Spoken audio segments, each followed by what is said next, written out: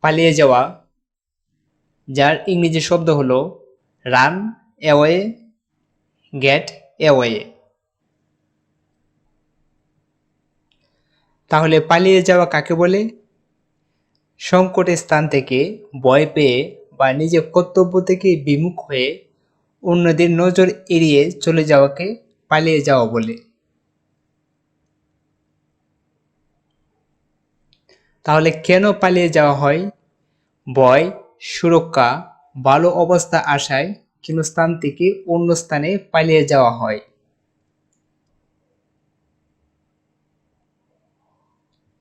She ran away with the next door neighbor.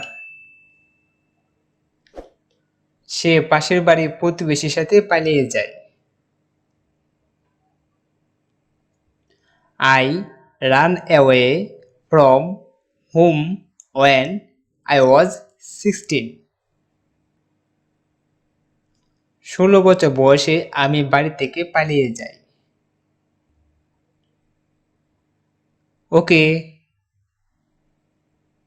Thank you, Allah Hafez.